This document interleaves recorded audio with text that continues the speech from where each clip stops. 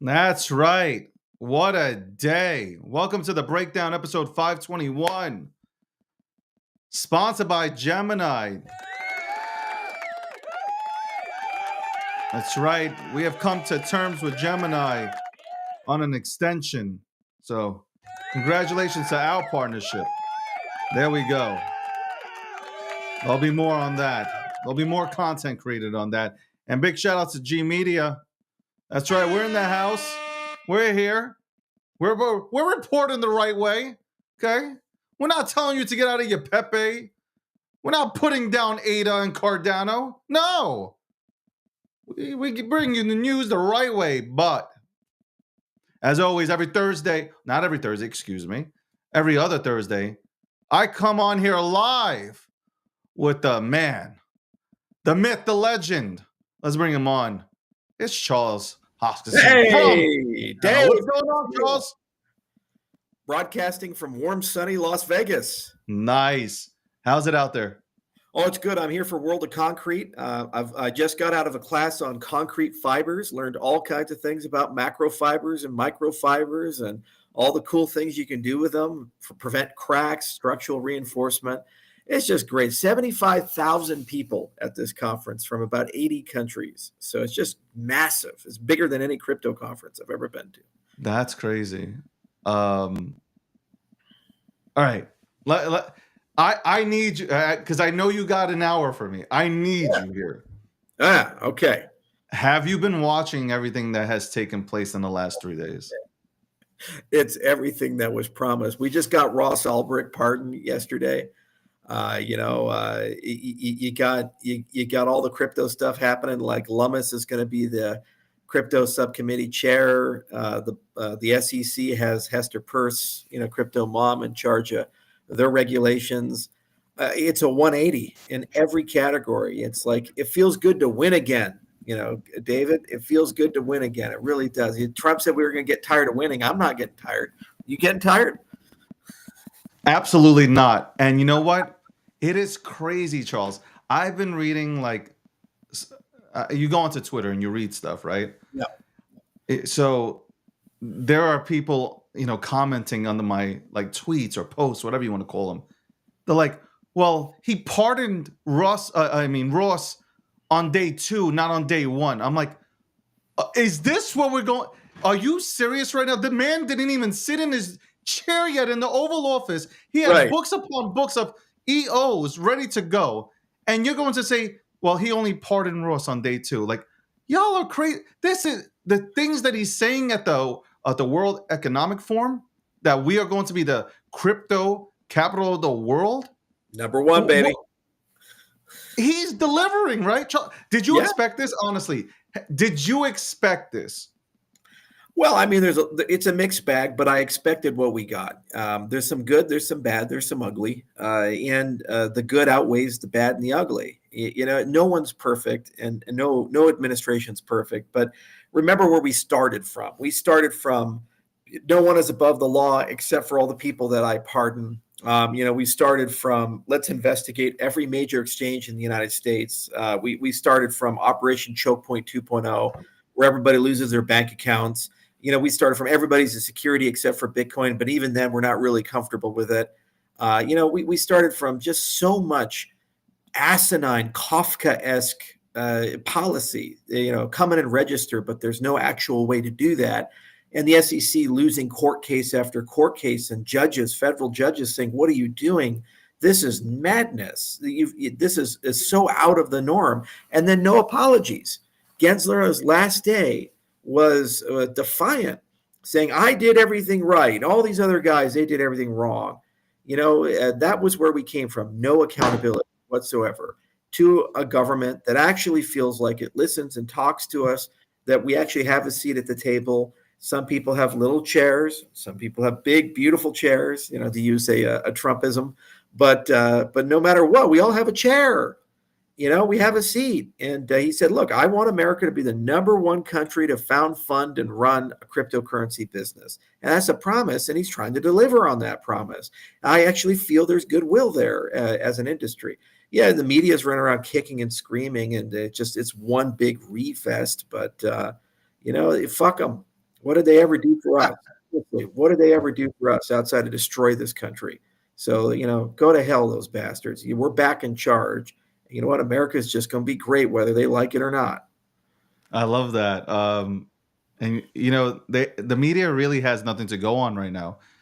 They're hanging on to Elon being very awkward in a social media in a social environment, and they're claiming that obviously they're trying to push that he was saluting Hitler. I mean, like, and he was giving off Nazi. Like, stop. We all know. Like, any person with a brain knows that's not what Right. he was doing. Look at the full clip. He was just so damn excited. He was Yes. just jumping up and down. He didn't go on stage purposely to go. Stop it. Stop it. This is what freedom looks like. This is what I'm telling you. I woke up that day on the 20th and I was like, we are finally going to have a president. After 4 years, we are finally going to have a president. Leading to two things I want to ask you before we might even touch on Elon here. Yeah. You heard about the Loomis news that she'll be heading digital assets. What are Yeah. your thoughts there? Oh, she's great. I've worked with her before, and we continue to engage with her. Her office is very friendly. Chris Land's great. All the people there are very smart. They're very good people. We've gone from philosophical crypto bills to now practical, and so there's a world of difference between the two. Philosophical is a bit of, well, this is an idealized world. Practical is like we actually have to get it done, and we have a window of time. We have to bring everybody together. The difference also is that the SEC is now helping the process instead of hindering the process. So what Paul's going to do with Hester and these other people there is the SEC has to kind of deliver to the Senate and the Congress their requirements for a workable bill. And it's the same for the CFTC or other people that are in the regulatory business. They say, well, this is what's practical and what's not. So a big conversation is going to happen. Some at the White House, some at the legislative branch, some at the administrative branch. Everybody's all around. I've always been more of a creature of the legislative branch, so I talk to senators on a pretty regular basis and speak before the House and these types of things. I'm a less of a creature of the executive branch. We do know those people, and we've talked to some of our guys, talked to Bo and others. And we sent 10 people to the presidential inauguration, and they went to the balls and they were hanging out with Bone Jones and Mike Tyson and all the other people there. Is pretty wild, those inaugural balls. I was here at the Concrete Convention. They were having fun over there. So everybody was really enjoying that. But Lummis, I think she's going to do a really good job. This is a legacy piece for her. It's very likely she's going to retire in 2026. And if that's the case, she wants to be known for something and say, my Senate legacy was around this. The Bitcoin Strategic Reserve is a very important thing for her. And just getting crypto policy where it needs to be in the United States is very important. So she wants her name on that bill that becomes the regulatory bill that gets it done.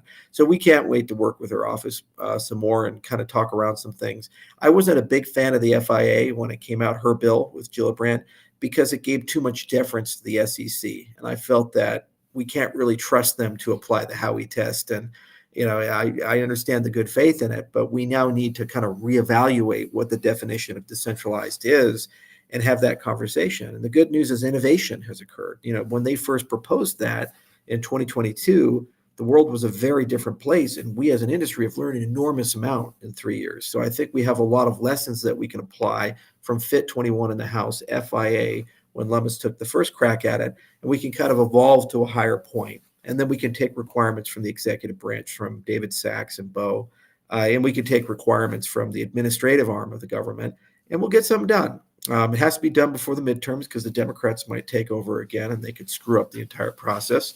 But I do believe there's a path to do that. It just requires a little bit of patience. But the urgency is a little bit diminished because it's not going to be the case like every weekend. You're going to see a new lawsuit coming from the SEC and attacking people. We have a little bit of time to actually have an adult conversation and kind of balance all these things. One of the things that's still absent, and I'm working hard to try to bridge, is the international participation in U.S. regulation. It doesn't make any sense at all to write cryptocurrency regulations without understanding what is Japan doing, what's Korea doing, what's China doing, what's the Middle East doing, what's Europe doing. because crypto lives everywhere 24/7.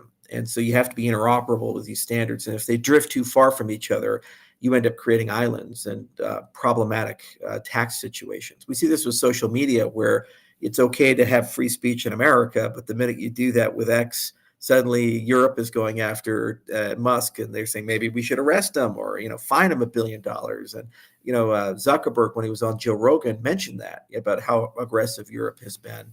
And what they've done is about $15 billion of fines against U.S. tech companies in the last 10 years or something like that, a ridiculous sum of money. So you have to normalize regulations internationally as well. And sometimes we don't do the best job, because when we pass laws, we're very pro-America. And we're Correct. like, wait, but crypto is a global concern. So we have to figure that out. The SEC, it's like day one or day two, they come out, crypto task force, aimed at bringing clarity to this entire space. What do you think about that? I never thought it would ever happen, but what do you think about, and Hester is leading that charge? Yeah. I met with Hester. What are your thoughts? I met with Hester last year, and she's great. She's very smart. She's very passionate, very high integrity person. That's what I like about her. She doesn't lie to you. She's high integrity. And she understands the law, and she understands where their authority begins and ends. And I think she's been very balanced in her thinking. So what's going to happen is she's going to kind of rally the Securities Exchange Commission, and then she's going to get it to a point where outside advice is valuable. And I suspect that a lot of industry experts will come and provide their 2 cents and meet with that commission. And then inevitably what will occur is those recommendations will work their way to the executive branch and work their way to the legislative branch. And then the aggregate of that will be a law that gets passed. It kind of rebalances and smooths some things around. At the end of the day, they've moved back to what they should be, which is an agency that talks to the industry, learns from the industry, negotiates with the industry, instead of an agency trying to kill the industry as a whole. So that's the first philosophical shift. The second philosophical shift is that they're focused on fraud enforcement as opposed to procedural enforcement.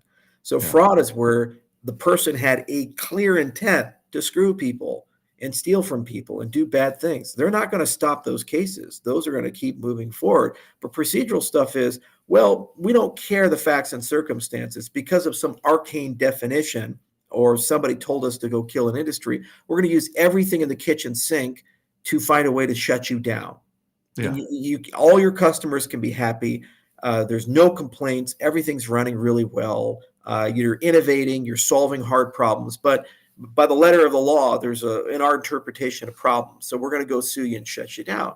Like XRP is a great example of that, where there's no fraud there. Nobody's saying all these Ripple guys are bad guys. The SEC just decided to go pick a fight and spend hundreds of millions of dollars litigating with a lawful U.S. company that was IPO track with a great ecosystem and a great community. Why would you do that? What benefit does that provide the American taxpayer? Or what consumer protections are we achieving through this type of assault? Nothing, absolutely nothing. But that was the standard. Or the most egregious was Coinbase, where they let those guys literally do an IPO and file an S1. So according to the SEC, you can expose retail investors to the risk of this organization. And then the same agency said, oh, but by the way, we think it's illegal. So why'd you let them do an IPO then? Why'd you let retail investors buy the stock? Why didn't you say we have concerns that this is an illegal business model and therefore we don't feel comfortable letting you sell stock to retail investors? Aren't you supposed to be the retail investor protection agency? Isn't that your mandate? And so it's just procedural madness, because somebody along the way said, you know what? We decided we just don't like crypto anymore post FTX. Yeah. So go kill all these guys. Fuck them. And that's over. That's over now. And it's so good that that's over. The age of Kafkaesque, arbitrary and capriciousness is over. Now, so much work has to be done. We have to pick up the pieces, the ashes. We won't get the money back. Ripple's not going to get the $300 million in litigation that they spent back. Consensus is not going to get their litigation money back. None of these firms are going to get their money back. But we just have to move on. as an industry, as hard as it is, and just accept the fact that that's what happens when you elect the wrong people. And now rule of law has returned, and we can take advantage of that to build fair rules for everybody and be able to move on as an industry. And let's go keep creating wealth.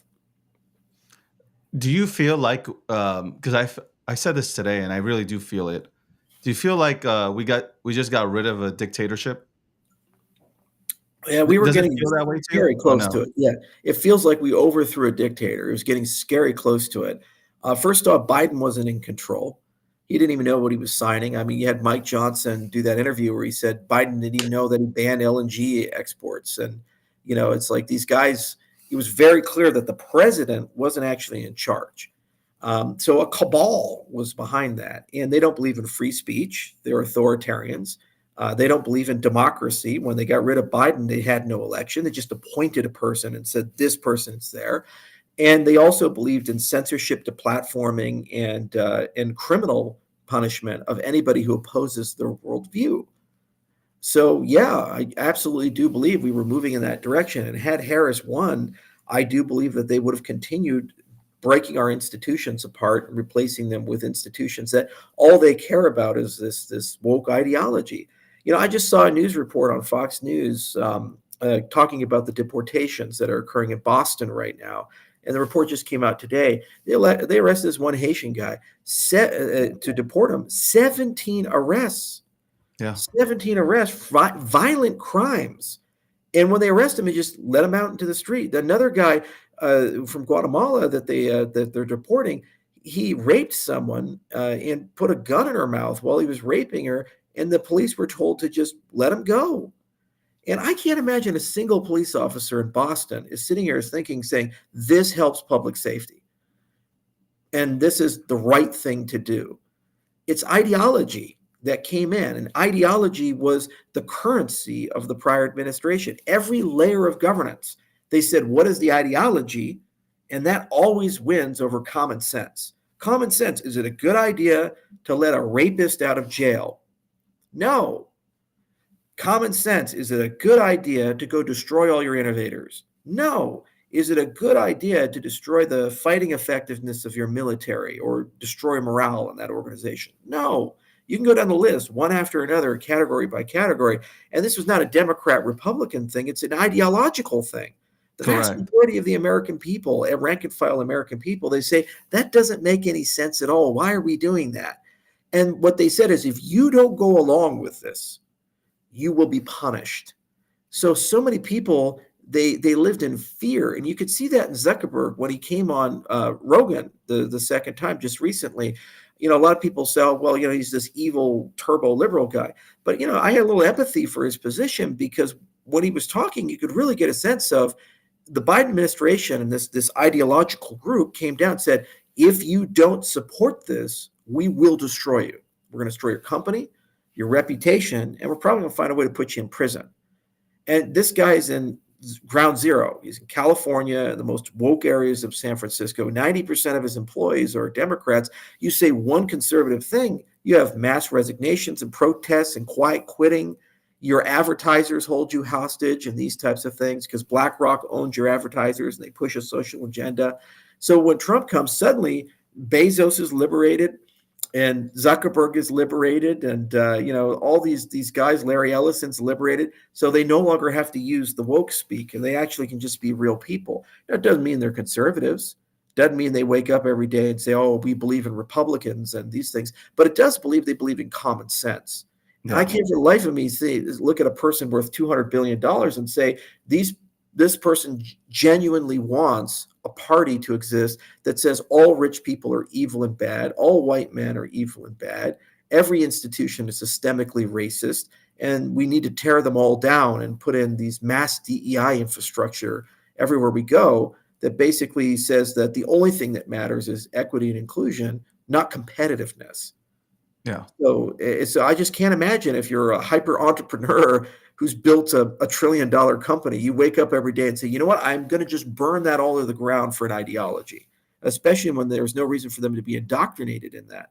which is why a lot of these guys on the left got pushed into the right, like Elon Musk and increasingly Zuckerberg and Tulsi Gabbard and Robert Kennedy. They didn't want to be in the right. They're not creatures of the right, but they're getting pushed into it because of that regressive philosophy. So absolutely, I do feel that we dodged a huge bullet. I feel like America's got its step back. I talked to the people that came back from the inauguration. I said, what was it like? They said the energy was incredible. You know, it was a really great crowd of people. People were fired up. They were just filled with a lot of joy. And I tell you, the person who was smiling was Bill Clinton. Oh my God, did you see him at the Yeah. Trump inauguration? And he had that shit-eating grin on his face the entire time. He's like, I know why you got that power.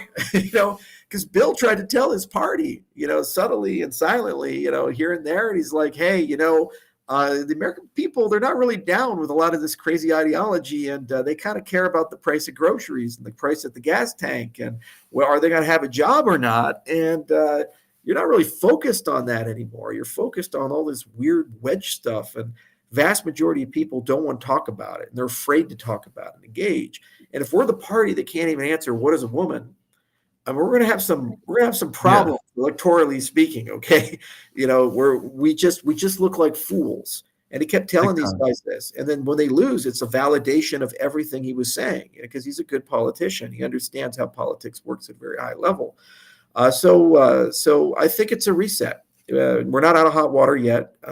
Trump's honeymoon will end at some point. Yeah. Difficult things will come.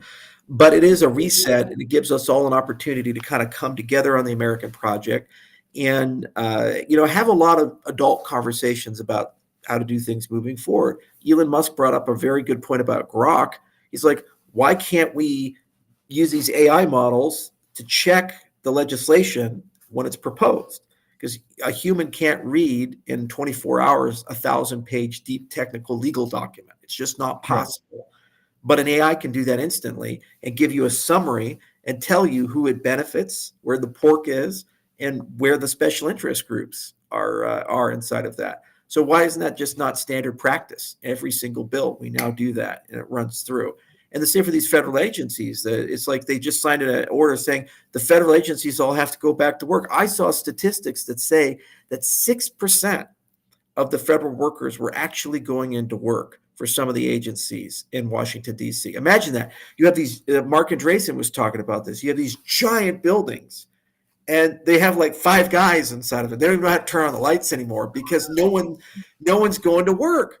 And so when Trump signed the order, the mayor of Washington, D.C., of all people, was like, this is a good thing. I said, aren't you like turbo Democrats? I said, 90% Democrats. I said, yeah, but it's killing the city. Because all these federal workers, if they don't come to work, who's going to our restaurants? Where do we get our tolls from? Where do we get our parking revenue from? The city's dying because it's a ghost town. No one's coming in anymore. So the guys go to work and they say, well, we're just going to quiet quit. We'll just do the bare minimum in our job and say, thank you very much for that, because we got this thing called Doge, and we'll find you. And you know what? You just solved our budget cutting problem. Thank you so much. Because if it turns out if you're not necessary, maybe just don't go to work at all. This is exactly what Elon's looking for. Like, you are literally walking into his trap. Yeah. I was going to say that you mentioned Bill Clinton. It was funny. The first night that Trump was there signing executive orders, he was asked, which president would you talk to if you needed advice, right? Who do you think, who would you reach out to? And he's like, Bill Clinton. Yeah. I'd reach out to Bill because I think they did Bill dirty. Yeah. Because Bill, he had some logic to him. He was pointing out stuff and they were laughing at him. They pushed him to the side. Yeah. But Bill's always been a good guy to talk to. I think he's a great politician. He was a good president. To push him to the side, the Democrats did themselves a disservice. So listening to Trump say that, he didn't have to say anything. Right. But hearing Trump say it was just like, acknowledging the fact that, hey, like what you're saying, the left went too left. They lost touch with the American people in general. I like everything that Trump's saying. Here's the thing. Presidents say a lot of good things. Politicians say a lot of good things. It's about delivering. Yeah. Now, somebody said, if Trump doesn't do any, I think maybe it was David Bailey said it from Bitcoin, the Bitcoin magazine. I think he said, if he doesn't deliver anything else, accept this, Ross being fully pardoned, I'll take that. I will take that. Also, I wanted to touch on this: CFTC and SEC. Do you see them working together Oh yeah. to providing full full clarity to this ecosystem that desperately does need it? Maybe the institutions have some sort of clarity, but the people that are innovating here don't. So, do you see them two working together and Yeah, I not mean, having the same beef they had during the tender of Gary? yeah, they have to. And the part of the challenge was that to effectively regulate crypto, additional authority needs to be given to the CFTC, spot authority, and a few other things. And the SEC just didn't want to give that up. They didn't want to increase the size of the CFTC. But crypto clearly does have digital commodity like behaviors.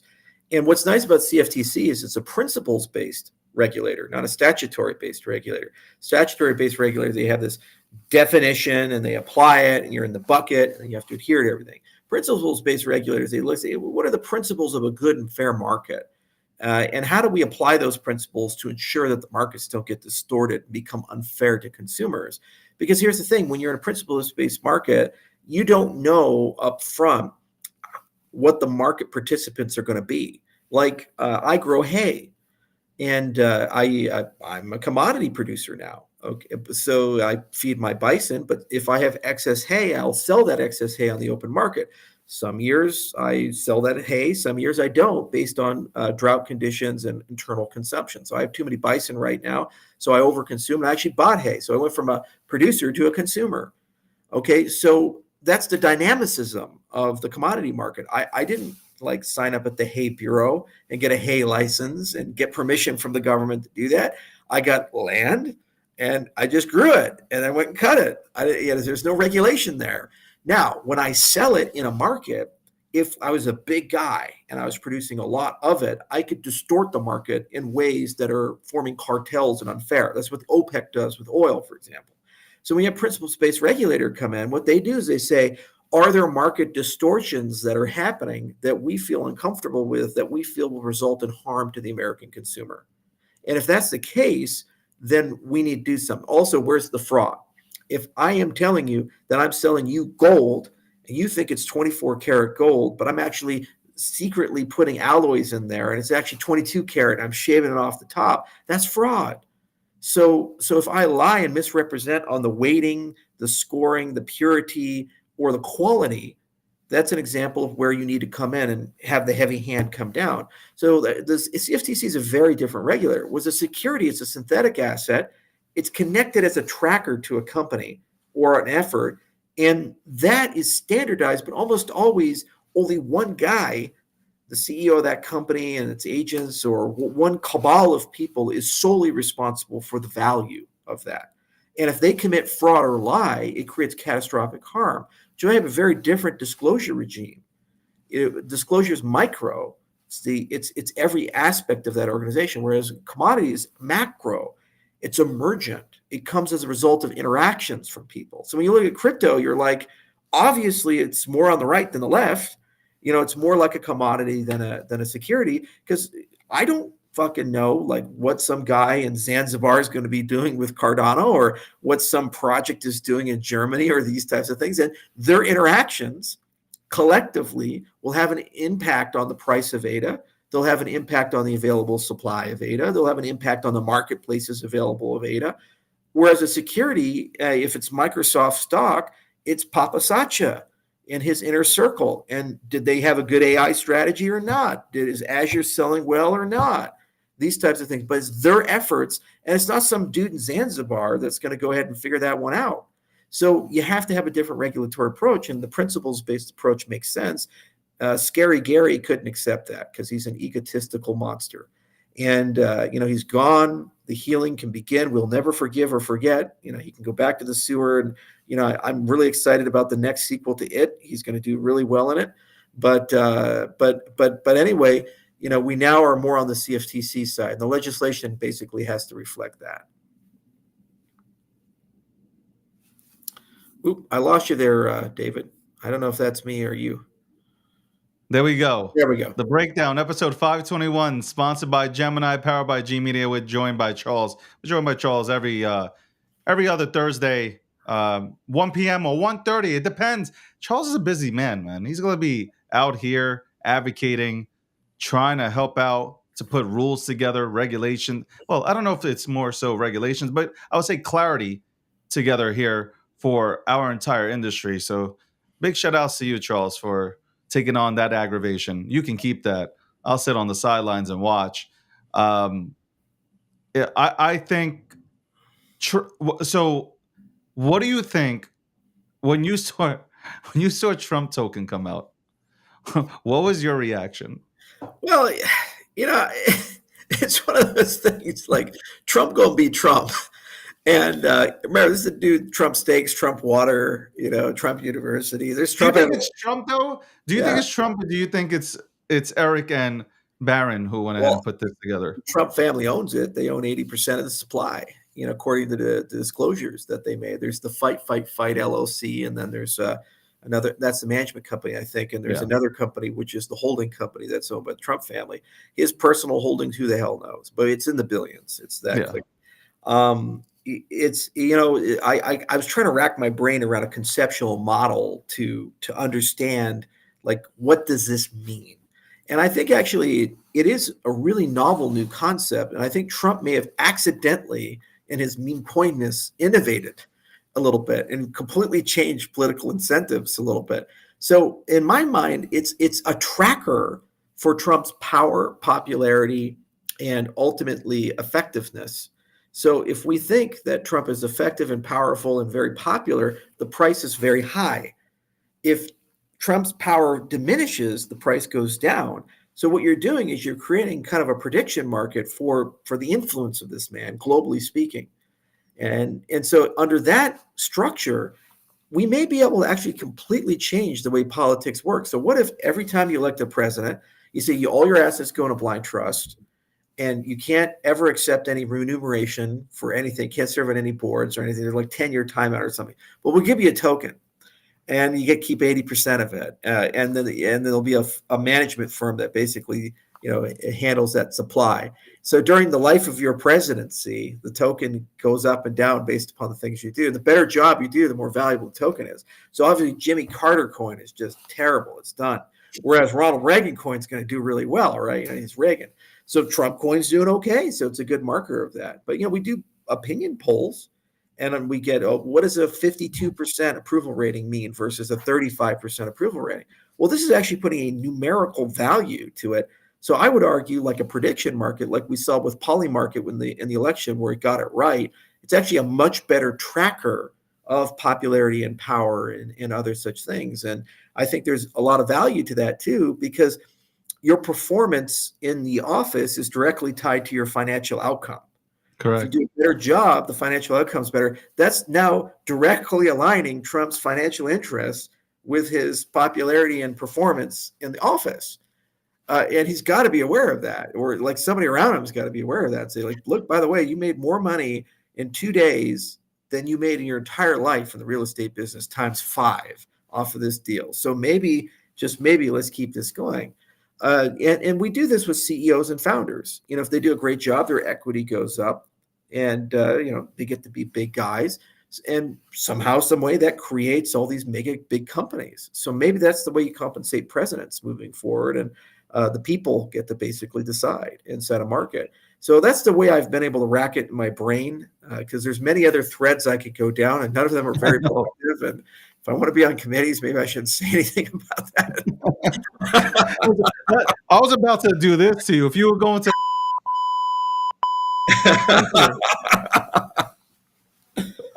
no, so all right, which leads me into Trump token, drops out there. Memes are, the meme economy is real. To me, I believe in the meme economy. There's so many people that are participating in memes. Right. By the way, and we'll talk about utilities, because utilities are making a comeback. You've seen XRP literally go from 55 cents, SEC out the way. It blasts off from 25 cents to $1. There you go. I was leading that way. I've been talking about, hey guys, they laughed at me when I said, hey, remember Cardano, when I was telling you guys Cardano's at 2 cents? I mean, just take a take a flyer on Charles if you don't even know anything about Cardano. I mean, like, you know his history. And I got laughed out the room. I was like, okay, that's fine.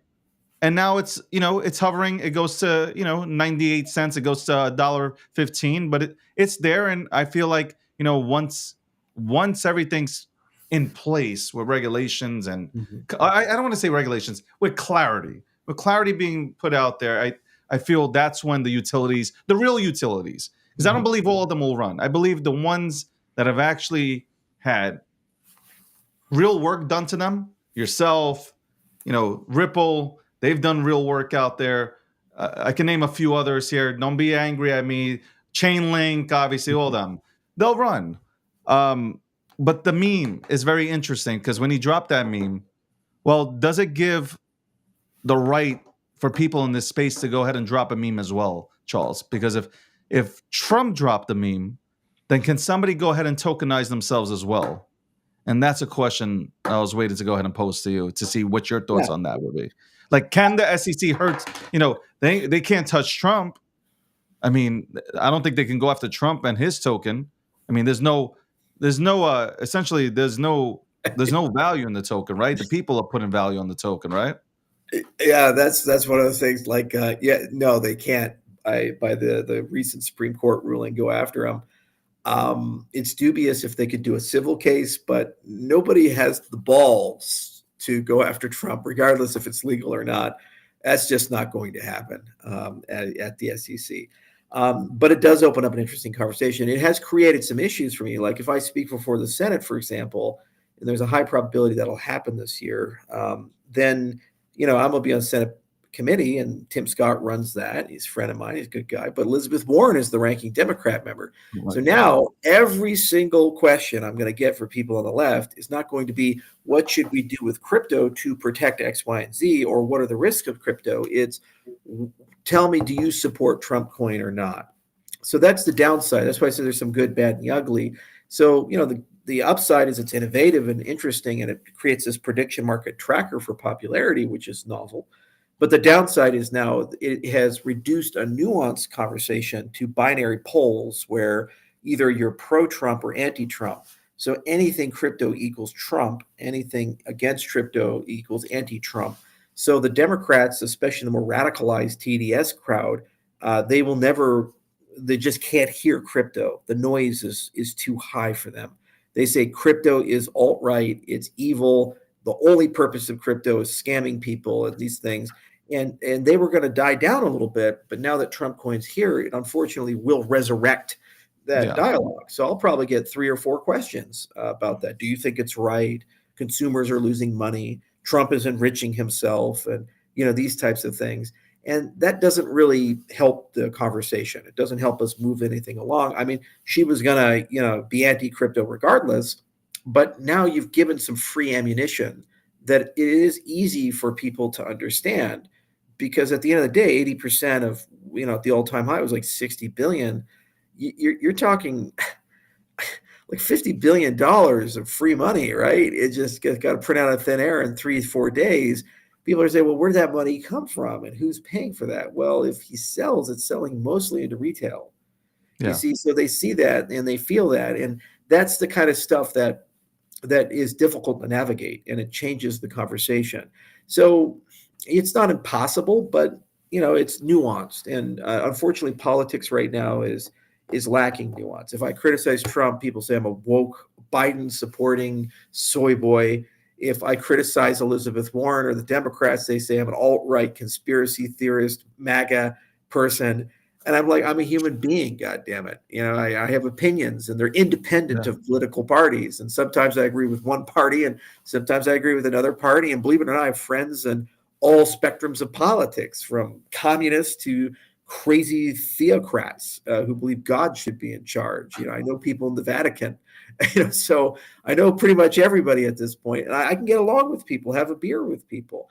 And unfortunately, the mainstream media tells us we're not allowed to do that anymore. And we have to pick a side and hate everybody else. But doesn't Trump? So I was kind of like taking. Obviously, Trump drops his token, it liquidates. It takes all the liquidity in the market and it throws it to Trump. A lot of people are complaining, "Oh my God, my tokens and and my memes, my assets, and my utilities are going down. I'm down. But to me, I'm looking at it. I'm like, I think Trump, by doing so, it brings people into the market. Yeah. Like at the end of the day, 3 months from now, 5% of that crowd hypothetically goes into ADA. I'm Yeah. just throwing out a hypothetical number here. 10% of the crowd goes and picks up Bitcoin because they never knew how to purchase Bitcoin. They didn't know they can buy a fraction. So, like, yes, I know how people can look at a meme and like, oh, look at this. But ultimately, like Dogecoin did the same thing in 2021. It brought a bunch of people into the space. And then people started getting into ADA and they started getting into XRP and Bitcoin and Ethereum. So, like, the memes have a purpose. You know, they're relatable. Charles, I always say this. The one thing about memes, they're relatable. They're easy to understand. People seen the character, the pictures before. Trump is a meme. Like who doesn't know Trump? He's a meme. He's a walking meme. He's a living super meme. So it's easy to, unlike me trying to explain Near Protocol. Hey, here's Near Protocol. Let me explain. Hey, here's Polkadot, cross chains and parachutes. You know how people would look at me? They'd call 411 or 911 to get me in a straitjacket. So I think memes do bring a lot of people into the space that at the end of the day, they get to see the real stuff that's been built here, and they're able to then join in and participate. So that's how I see. Like, I think Trump also, I don't know if you agree with me here. I think he did here we go. This is Landy, okay? And me and Landy, I'm sure you've talked to Landy before. We were on Spaces and Landy goes, you know what this is? This is Trump pointing 2 middle fingers to the SEC. This is what us Bitcoiners did. Okay, this is the same thing, just from the meme side of Trump coming out and just pointing 2 middle fingers at everybody. What are your thoughts on that? Oh man. Well, first off, there's evidence for your point about it's bringing new people in. The price of Solana went up, I think, 10 or 11%. Yet you have Sol to get into the meme coin. So it looked like people were actually going for US dollars into Sol, into Trump.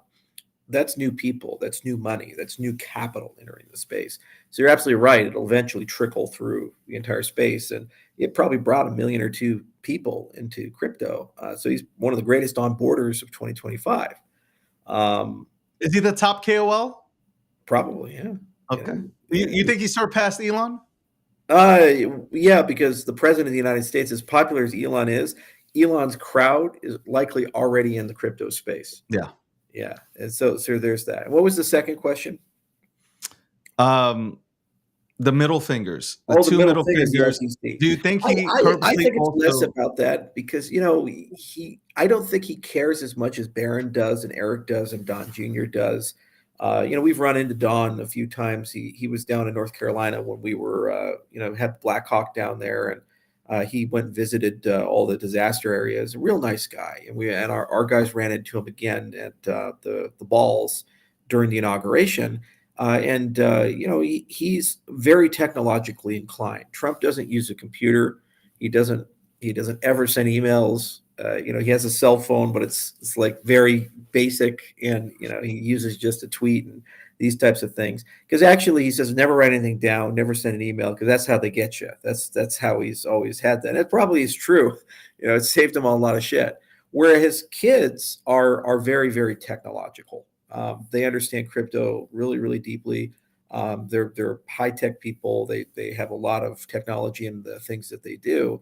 So I think there's a generational thing here. So he hasn't been following what the SEC has been doing outside of Biden bad and Biden doing bad things. But remember, you have to understand Trump's lived experience. It's the totality of all Biden bad. Biden bad at the border, Biden bad in Ukraine, Biden bad in Afghanistan, Biden bad with NATO, Biden bad, with oil and gas and the pipelines, Biden bad with trade, Biden bad with the military and the woke shit. I mean, it's like he's got a lot of Biden bad in his brain, okay? And the space in Trump's brain for Biden bad crypto is distinctly smaller than the space in his brain for Biden bad immigration, for example. So if you're a president, you're balancing your time. You don't really have a lot of time as important as crypto can be for us, because we eat, sleep, and breathe it for that issue, when you're elected by these other issues that are, they're in his mind far more important. So what you do is you delegate. And that's why he handed to David Sachs. That's why he handed other people. And that's also why you see certain appointments are very, very close to Trump's heart, like the immigration czar, for example, who's a close personal friend and they know each other, call each other every day. And other ones, it's very clear that that was not a Trump pick. Somebody else got involved and picked that person. So David Sachs is an example of that. David is a friend of Elon Musk. So when Trump's like technology, who is he talking to? He's talking to Barron. He's talking to Elon. And Elon's like, I got this guy. He's the guy. Oh, by the way, you should combine AI and crypto together. It's like, all right. They combine. He's like, yeah, it makes sense. Whatever. Sign off. There you go. It's probably like a 3-minute conversation, if that. Whereas the immigration thing, that's like 2 months of hardcore conversations where they got maps of the United States and they're looking at sanctuary cities and they're going, okay, how do we hit these things in the right way? What are we doing? When do we send troops to the border? Which terrorist cartels are we going to declare? Drug cartels we're going to declare terrorist organizations. How do we take the GWAT infrastructure and apply it there? He's got a CIA guy in there. He's got a retired general in there. They're going at it, and they're having a very deep conversation there. Because that's his issue. That's the thing he cares a lot about. And so that's neither good nor bad. But if you want to get anything done in Washington, you have to know where the eye is pointed and where it's in peripheral vision and where it's directly on that. And where it's peripheral vision, you actually have more degrees of freedom for innovation because a lot of people can be at the table. A lot of ideas can be there. When the eye is pointed there, there is one policy, there is one God, and they're going to go do that, and let's get it done. You can't go and say, hey, let's get rid of that border wall, and maybe we do something else. Like, no, there's going to be a border wall now. That's the thing. And the only question is, what material should we make it out of? Exactly. That's the question we're asking. And should we add drones to it, and alligators in the moat, and this type of stuff? Okay, that's the stuff you can add and contribute, but you can't say maybe we shouldn't do that. Whereas crypto, is it a security or commodity? That's in the peripheral vision, and nobody's really talking about that. So that's good for us as an industry because it means we have a lot more, if we work together, flexibility to actually get something very, very good done for the industry as a whole. That's why we should be in a rush. Don't you think Trump will twist people's arms like in your favor? Like you're going to obviously go out there and speak to the Senate and be pro crypto. Here's Trump and his entire family. They're collecting crypto. They're buying crypto. They're buying Bitcoin. They're buying Ethereum. And I'm not talking about $5 worth. They're buying millions of dollars worth of crypto, obviously putting it towards World Liberty Finance and stuff. But they're buying. They are buying. I mean, like Trump would have to. I can't see somebody crossing Trump right now on crypto. Like I can see him totally terrorizing somebody. God, from both parties, Democrat or Republican, don't you goddamn say anything about crypto because I will break your arm. I feel like he's in that mode. It's honestly the reason why I'm so bullish today on everything day 3, him standing at Davos saying we are going to be not only the AI capital of the world, but the crypto capital of the world, and telling them all the leaders watching him, telling them all in the face that that's going to happen. And then, 2 hours from now, or maybe it's happening right now, him taking a call with the president of El Salvador to go ahead and speak there. And what do you think they're going to mention? What do you think they're going to talk about? Bitcoin, right? He's going to have to mention Bitcoin to him because they did they pulled a phenomenal move there. Bitcoin's up, right? They're up. Yeah. Oh, you're absolutely right about crossing. But, the problem is that if the commander-in-chief doesn't care about the topic or doesn't have a lot of knowledge of the topic, then what is the definition of success? So if a bill gets to Trump's desk and it's like a lukewarm bill for us as an industry, he's still going to say it's the greatest bill ever signed. And if it's the best bill ever signed, he's not really going to know the difference. And that's just that. I was just at a concrete conference and, I say, hey, David, I think we really need to put 2-inch type 2 steel fibers in this structure, but let's only do about, I want the workability to be good. So let's only do like eight pounds per cubic yard. You're like, that sounds great. Most people don't care, even in the concrete business, about fibers. So it's like, if it's a bespoke topic, You need some people that are trusted around you to be able to get that done. So really the name of the game is balance. You got to get a diverse sampling of people so it's not overrepresented. Your crypto czar, for example, he's part of a fund that holds, I think, over $1 billion worth of Solana.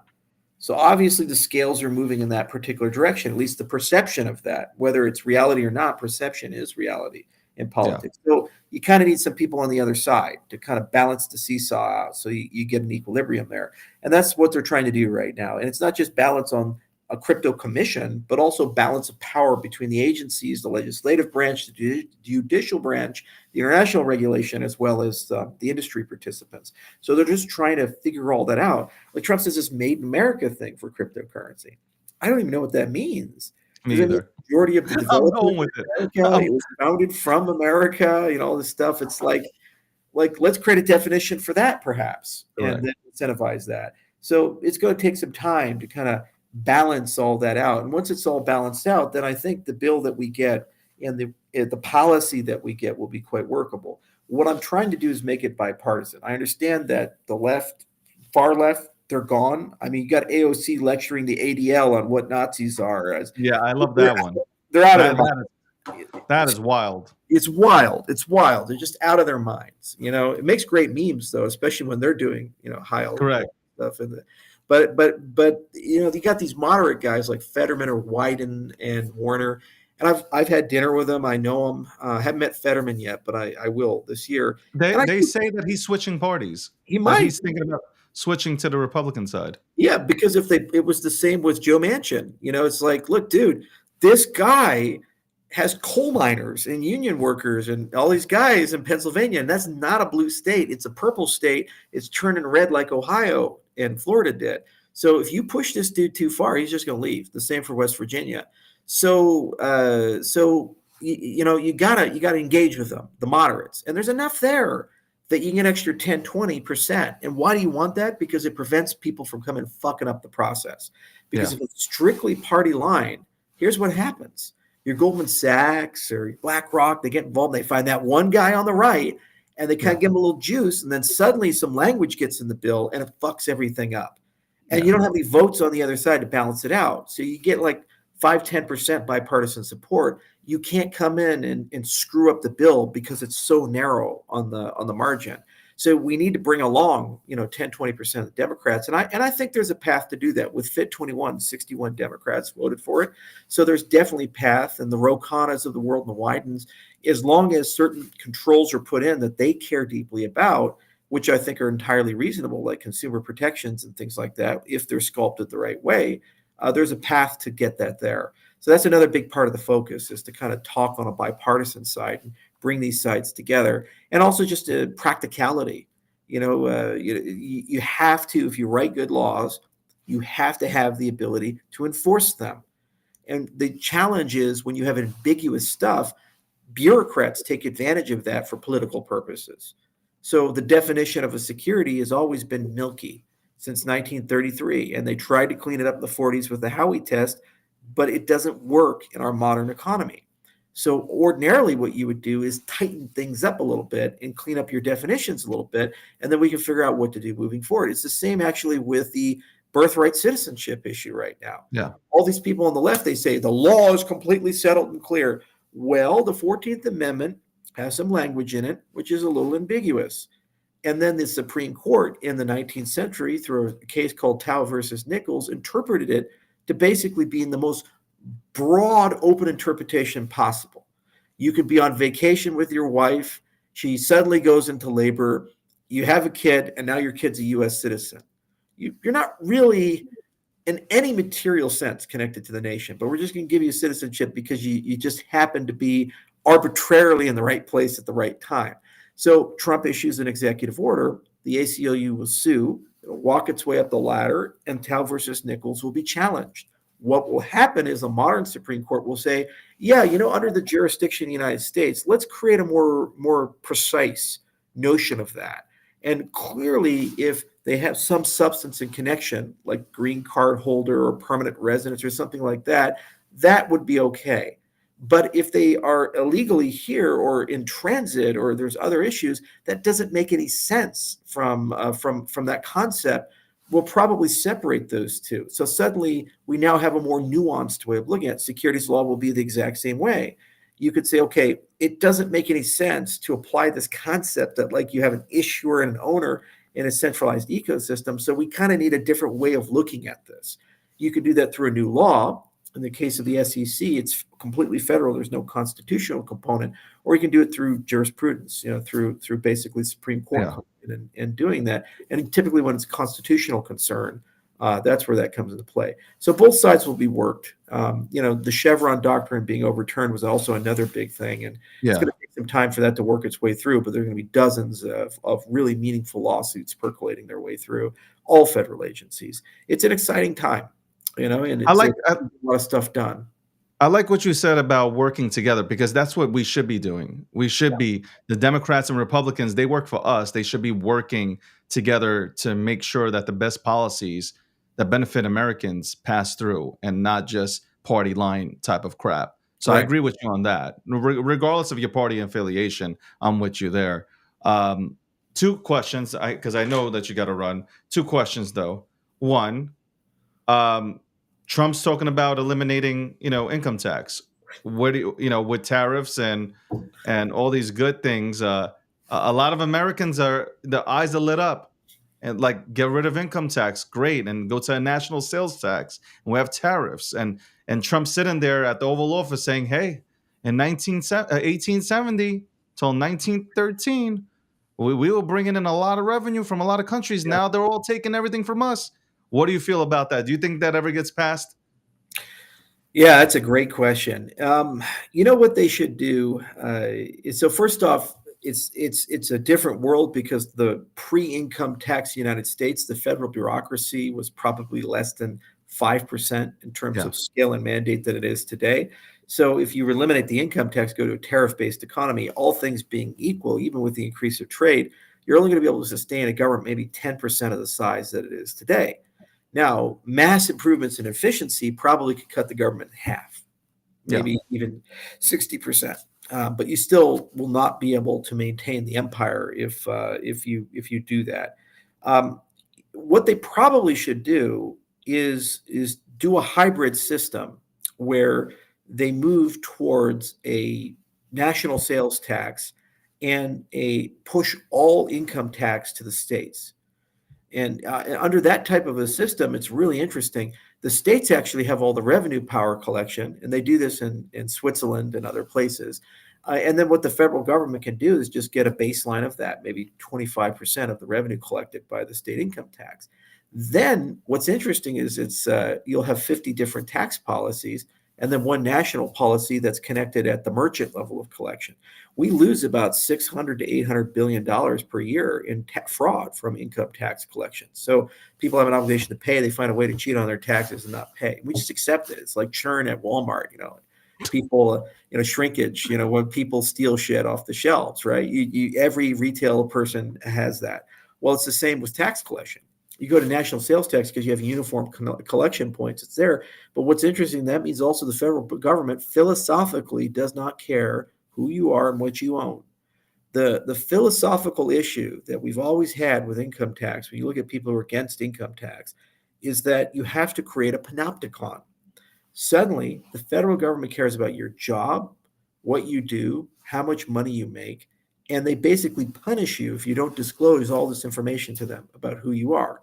Wealth tax is the most evil of all. Anybody who says that is they're evil people, because they say, now I care about all the things that you own. I need to know everything about them, and I'm going to figure out on my own what they're worth. And if it's over a threshold, I'm just going to start every year taking some of it from you, whether you make money or not. It's basically theft.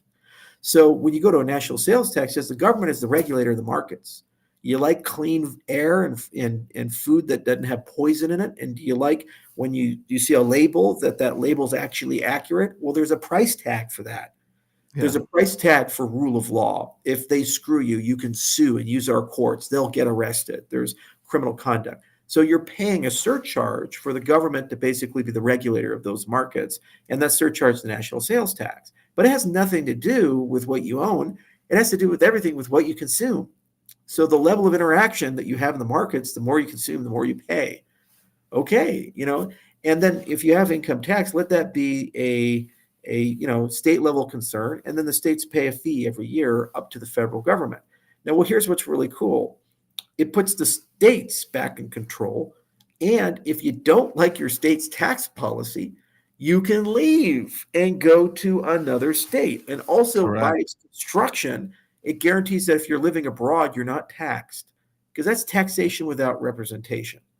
When I lived in Japan and Hong Kong and all these other places throughout my career, I was taxed as if I was right in Colorado.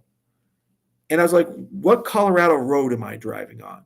What US institution am I currently using here? You guys are doing nothing for me, but you're taking my money. So I'm a slave. You just own me. And whatever I make, I have to pay it back to my owner, a percentage of that, like a feudal serf, basically giving a certain amount of his grain production to his lord. That's not okay. It's not. And it's just not. If I live in Colorado, I'm driving on a Colorado road. Colorado police are coming to save me when a burglar is broken in and he's got a knife trying to kill me. Yeah, okay, I get it. I got to pay into that. Okay, it's a social thing. Great. But if I'm in Japan and the Japanese firefighters saving me, the Japanese police officers saving me, what do the United States do here in this type of relationship? So why am I Yeah. paying in? That makes no sense at all. And Roger, by the way, he rescinds his citizenship 10 years ago. And then they say, 10 years later, we're going to go after you, try to put you in prison for life. You're not even a U.S. citizen anymore, but we still own you. You're still part of the plantation. It is wrong. It's morally wrong at so many levels. And everybody who argued against the income tax when they passed the constitutional amendment for it, they had this umbrage. So I don't think we can move to a strictly tariff-based system. I do think it's part of the solution, especially when governments unfairly compete. If a government's subsidizing an industry and creating predatory marketplaces, you tariff them, Yeah. because it's not fair markets. And this, we talk about principles-based economics, where you notice market distortions and then you go and do that.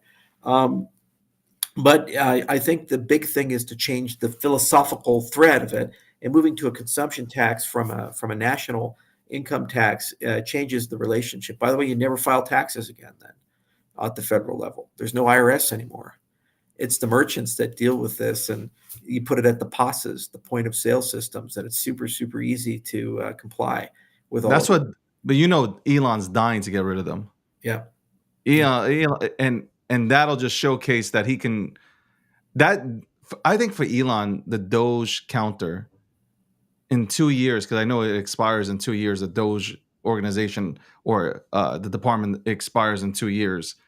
He's gonna want to make it look like, look, I am the greatest of all time when it comes to having a working economy, along with cutting the meat off where it doesn't belong. Last thing, because I heard you talk about it, Bo. So you tweeted something out and you said, I met Bo. I think he's a great guy. We're Yeah, a in friend good of mine, hands. yeah, Les Borsai met him, and we'll eventually have a meeting. He's in our backyard, North Carolina. I got some friends and family out there, and he ran for Congress there. And I my original comments is a little green because I'd never seen him build anything and know anything, but after coming to know him a little bit, he's a very smart guy, and he's a very talented guy. He's a very capable guy, and I think he has a strong desire to be a consensus builder and bring people together. And that's what I've heard. And I can't wait to spend some time with him and get to know him a little bit better. But kudos to Trump for finding somebody that's there. David is a creature of the Silicon Valley startup culture, and he's built a lot of stuff. He has a track record of success. He's a good investor.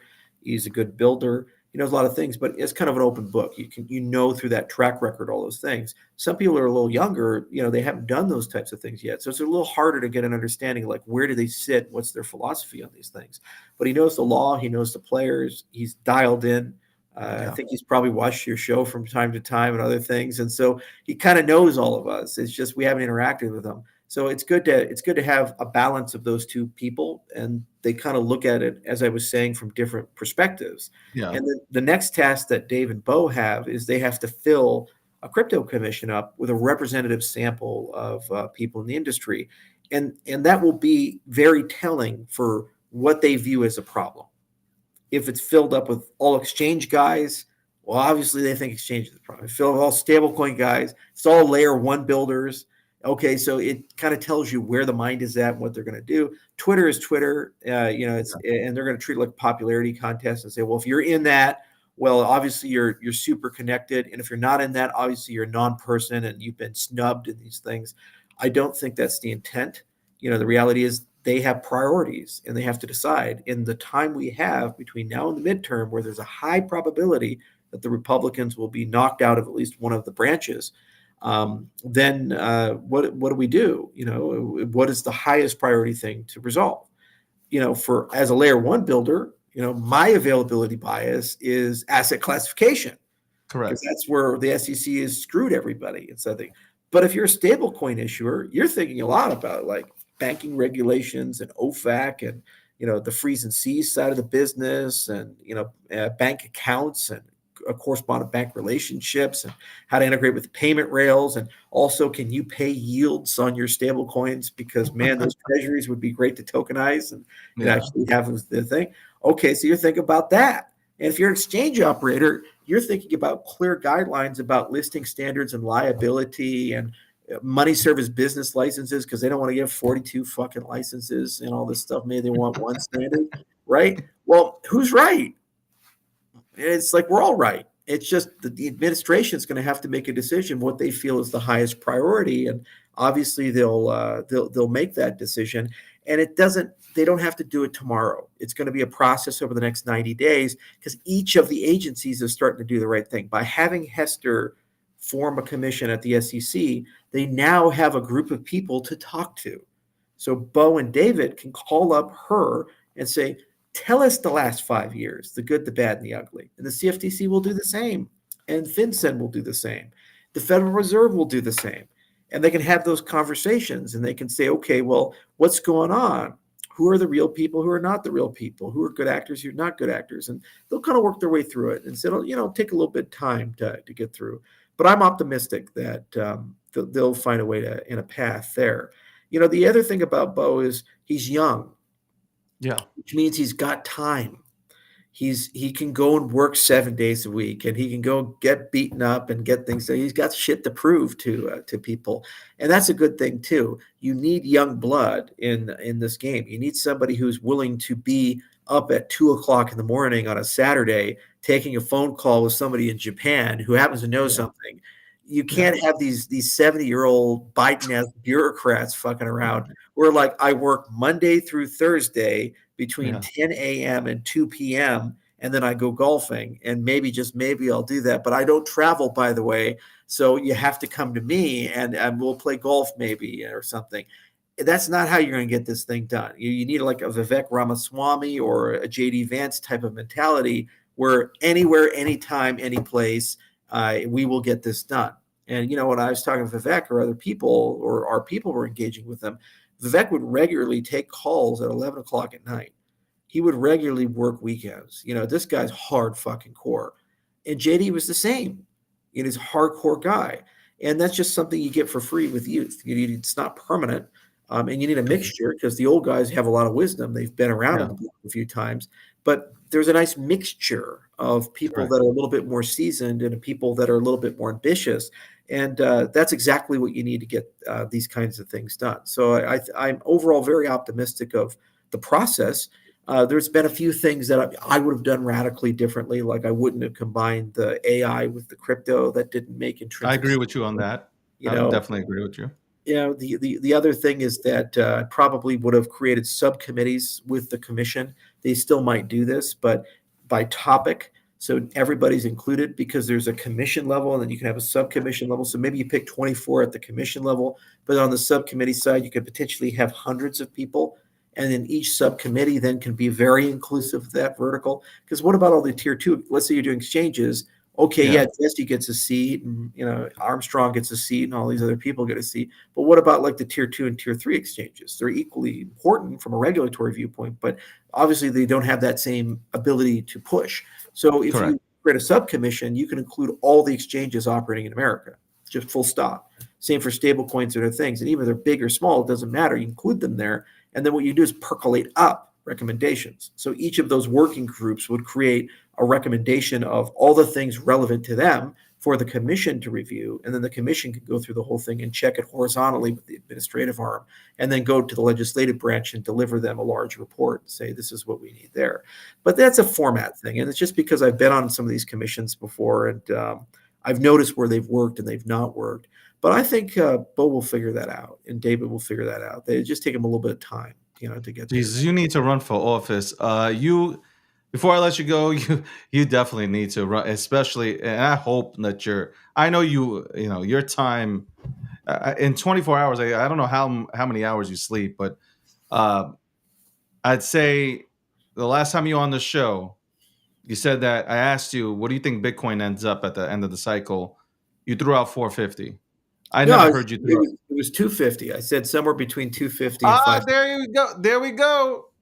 I've been corrected. Okay, so 250. Yeah. So guess what?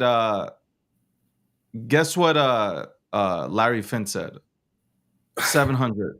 Well, yeah, because he's selling an ETF. He said 700. If everything, it's just like tokenize everything. The SEC has to give us the rules immediately for us to go ahead and tokenize bonds and all this stuff, stocks and I'm thinking like, if people like yourself, him, and others are putting out these numbers, you got to follow the money. You just have to follow the money. You can't ignore it. And the last thing to you was, you think the SEC now just drops all these cases that they had, previously against Coinbase and others? Do you think they just say, you know what, we're done. We're going to move forward now with the new clarity that we're going to put into place. We're going to move forward. Coinbase, don't worry, you're good now. Yeah. We're throwing it out. XRP, we're throwing it out because they went ahead and called XRP a security. So now, again, more litigation. Do you think they throw everything out and start fresh? It's like that Robot Chicken skit where the guy rapes the cuddle bear, and it's like, yeah, see, you're good as new. I washed you in the machine. Everybody's happy. Yeah, good as new. No, the SEC can't roll back all this instantly. They will.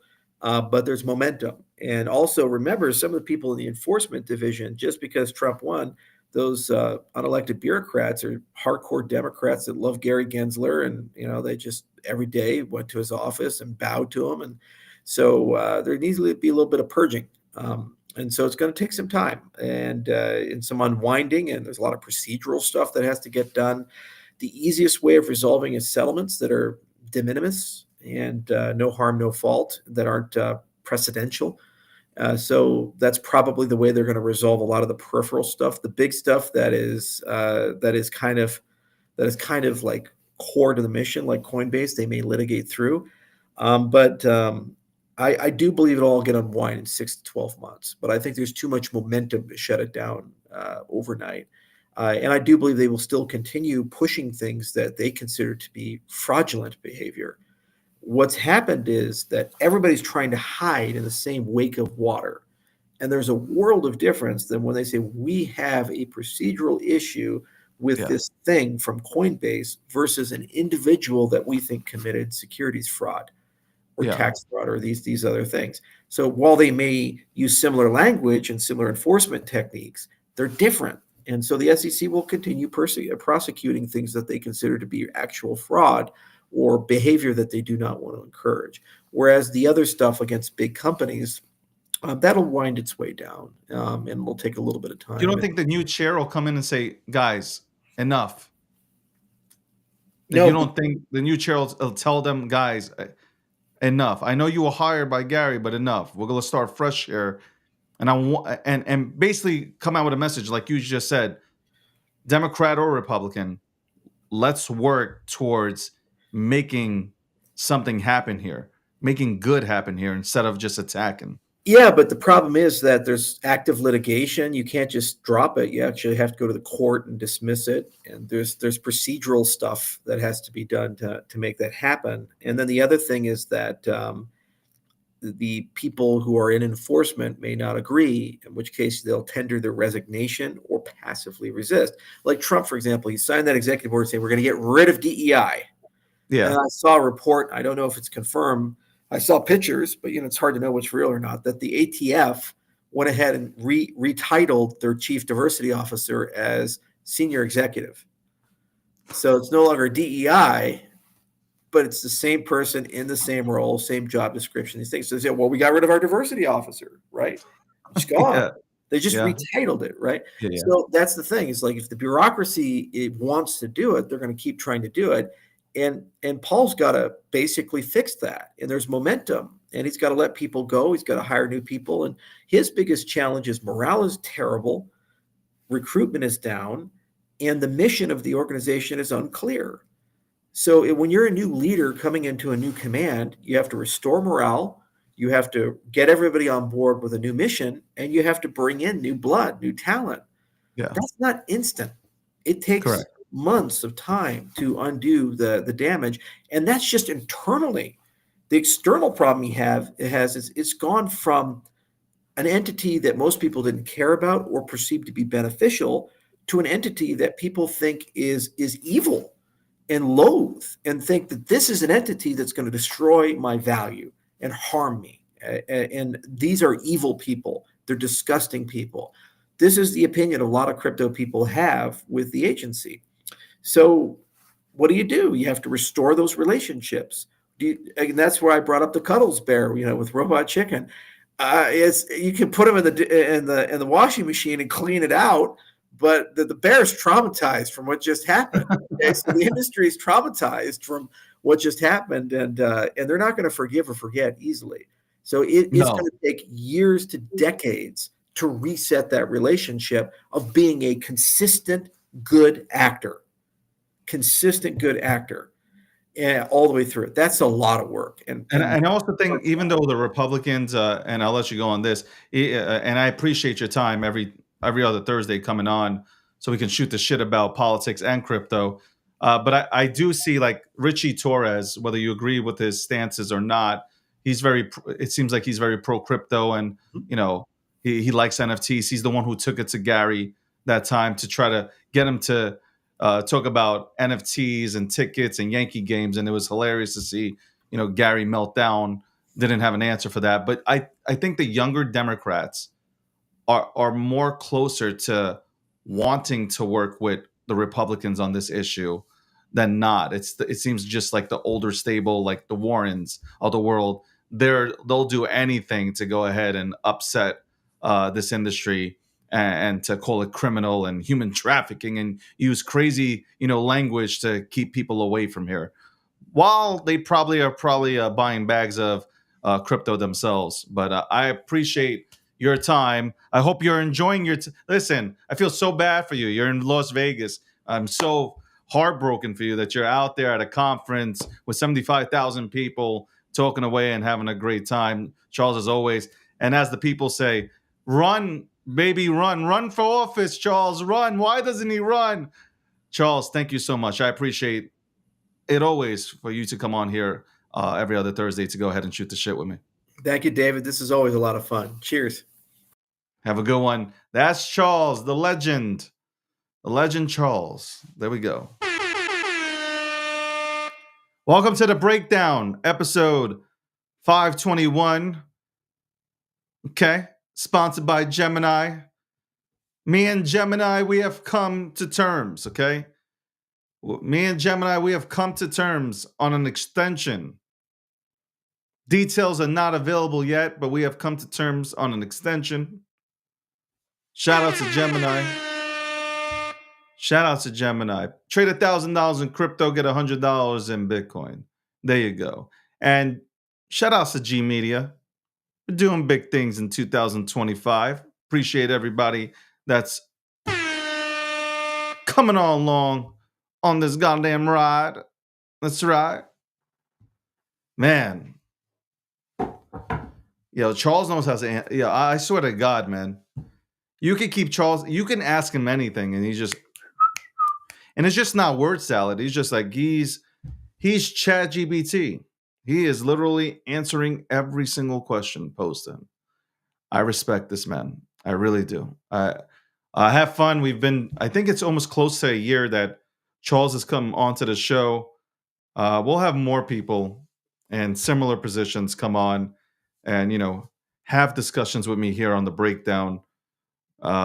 But it's fun to obviously pick his brain because he'll be working out there um, in Washington, helping develop um, legislation or regulation. It should be just clarity. He'll be helping develop clarity here for our space, and that's all I give a fuck about.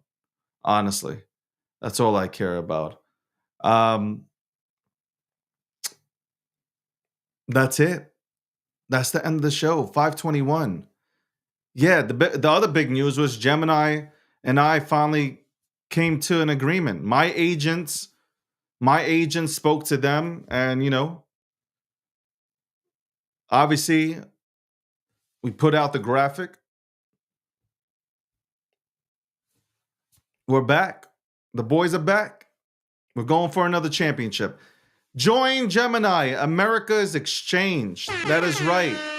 America is exchanged. Okay? Join Gemini. America's exchange. By the way, you guys asked me when things are going to be listed. I am not a listing agent. Okay? I don't handle listings. I have no clue about listings. I know when the listings come out from Gemini, that's when I know at the same time as you. That's it. I don't get a little I don't no, nobody does that for me. Okay? None of my friends do that for me. Not the partners I work with. Nobody. It's me outside here by myself. I'm outside here by myself. Anyway, it's 2:51. Who did I miss on calls, man? Hold on.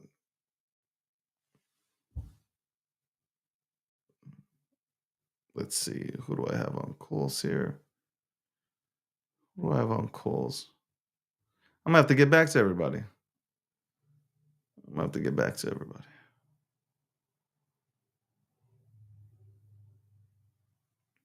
Okay.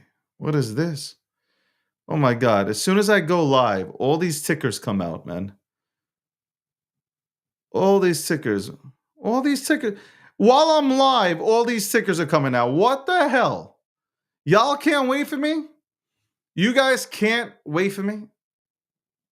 What if I got Davey? Hold on. What is this happening in this chat? Hold on. What is happening in this chat right now? I'm trying to read this chat right now.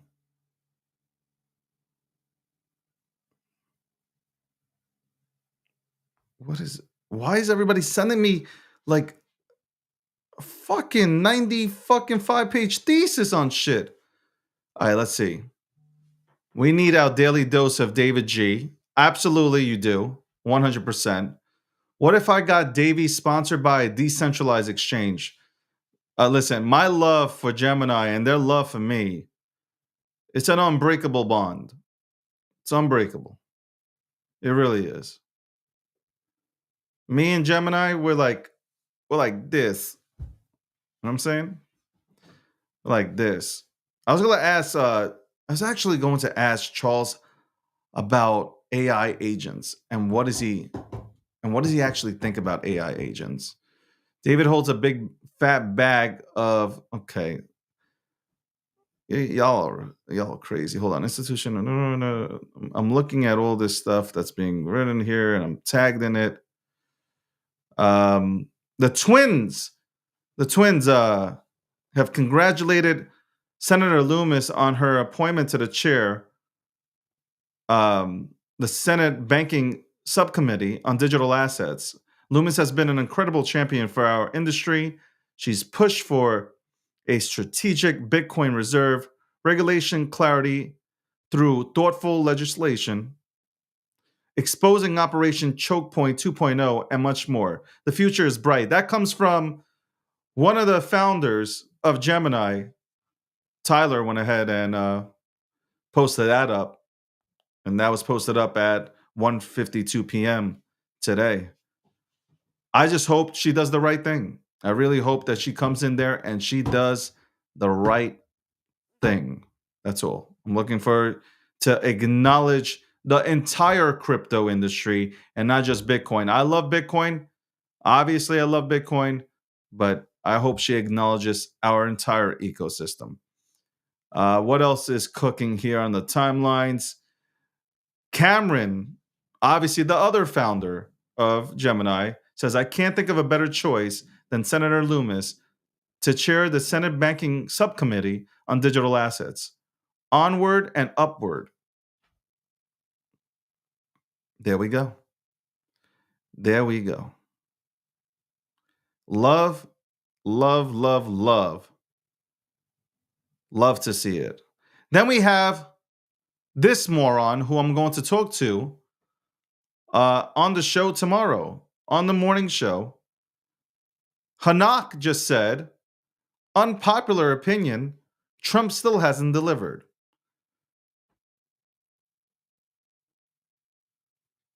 Somebody deactivate this man's account. Somebody deactivate the goddamn account.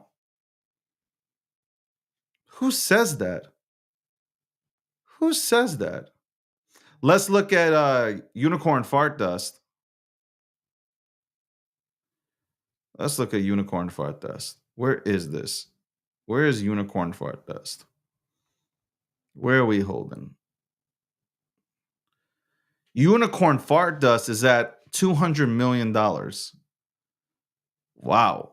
It was almost at 400. It's going back and forth. The markets look like they're going back and forth. What is happening with the markets? I have to look. I just got a notification.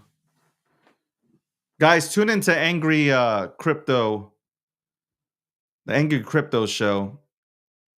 If you're a Cardano head, if you love Cardano, tune into that, the Angry Crypto Show on YouTube. That show is consistently breaking down anything Cardano. So I tell you, tune in. Definitely tune into that one. What else is here? I'm trying to just like look through things that are being sent to me and give it off to you guys so you guys can write it down, look through it, research it, and see where it's at. Yo, listen, hold up. You guys know my Solana address and you know my Ethereum address. I've already put it out here. Okay. You guys can clearly, if you want me to look at one of your goddamn tickers, send it there. Okay. Stop asking me. You can send it there. Hold on. Where the fuck is it? I'll put it into, I guess I put it here. Hold on. And maybe tomorrow I'll look at them and I'll go into them. See, look what happened with Unicorn Fart Dust. Somebody sent me like a token and I went in. I looked at Ron. I looked at the entire, I went in. Really simple. I'm not looking through all the chats and messages that I'm getting. No, I'm not doing none of that. No, absolutely not going to do it. I'm going to do none of that shit. I don't know. By the way, Angry Crypto Show, I might have to bring you on here for a Cardano segment. Since you're breaking down Cardano all the time, we'll go ahead and shoot the shit. It's a good friend of mine. Good friend of mine, man. Bring him on. We'll talk about some Cardano. Listen, not everything is for everybody. Period. But like, how can you bet against Cardano? Like, how can you bet against Cardano? It just doesn't even make sense. Like, how do you bet against Cardano? Like, he is working. Charles is working with the administration, and like, you guys are like you're making up things to like not go into it. Y'all are crazy, man. You do what you need to do, and that's crazy shit, man. That's some crazy shit. Here, I'm throwing in. Here you go. You guys, if you want to send something for me to look at, there you go. There, I posted it. I posted it up. You guys can go ahead and send it. I'll look at it. That's it. I'll look at the tickers. If I think the ticker's dope, I'll go into it and I'll let you know I'm going into it using Photon. Obviously, most of these tickers are not available. Most of these tickers are not available on exchanges yet. So if I need to get into one of these plays, like when Trump came out and when Melania came out, I used Photon to go ahead and get into these positions. So shout out to Photon. Photon makes it easy to snipe and sell and not get sandwiched by the MEV bots. So there you go. Bottom line. And if it's not on, honestly, if your thing is not on Gemini, I'm not interested either. Like, I'm not interested. If it's on Gemini, I go and buy. A lot of people are asking me about, Cardano, man. Just make some noise. Cardano, make some noise. That's all I got to say. Make some noise. Bang on the door, man. Bang on the door. Bang on the door. You want to get things done, gotta be more vocal. You can't be leaning, you can't be sitting back in your chair and just watching. Okay. By the way, Gemini has upgrading their charting features. Gemini has upgrading their charting features. Previously, you could only view up to 1 year of historical trading data. Starting today, you can dive into all-time history with 1-day candles for all trading pairs. I'm going to say this again, okay? Gemini, this comes from Joe Rapp. We've upgraded our charting features on Gemini. Previously, you could only view up to 1 year of historical trading data. Starting today, you can dive into all-time history with 1-day candles for all trading pairs. Shout out to Gemini. There you go. They consistently work. It's America's exchange. We're working out here. We're working out here. We are working out here. What is this? I have no idea what's being written on here. I can't really see the chat. My hair's curling up. Okay, my hair's freaking curling up here. Trying to survive out here. Yeah, I saw my hair curling up as I was interviewing Charles. I was like, damn, what do I do here? Leave Charles alone, go to the bathroom real quick. I was like, fuck it, let it flow. Let it flow. Let it flow. Let it flow. I see there's a lot of beef in this chat about Charles and y'all took a lot of things to heart.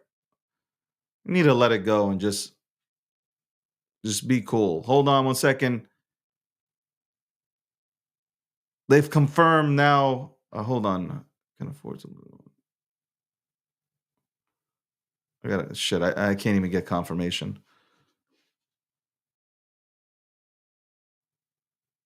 I'm looking at just random stuff now. Hold on 1 second. What is this? What the fuck is going on, man? I'm getting so many fucking DMs. I can't even keep up with this shit, bro. I really can't keep up with this shit. It's crazy. All right. I've overstayed my welcome. Guys, it is Thursday, January 23rd, 2025.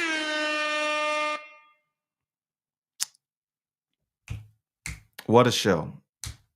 What a show. Guys, if you want me to bring somebody on, please, by all means, send me a DM and I will look into it and I will bring on whoever it is from whatever protocol to go ahead and sit down and have these type of conversations. I have conversations. I don't do the aha, I got you moments. I like to have a conversation with the person that is coming onto my show so I can discuss and educate myself on the protocol that is being presented to me. So there you go on that. Thank you for tuning in. Again, shout outs to Gemini. Re-signed there. An extension was presented and I signed. G Media, the place to be. There we go. Shout outs to Leslie. She's moody today. Somebody should, everybody at Leslie, okay, at Leslie, and like send her some love, man, because she is angry. Shout out to Tammy and shout out to the entire G Media team. We got a lot of shit cooking, and we're hoping that you continue to tune into us because we believe we are the people's network. There we go. There we go. And on that note, I am officially done for today. Uh-oh, I do have a meeting, but I'm done for today with this. Have a good one, guys. Peace.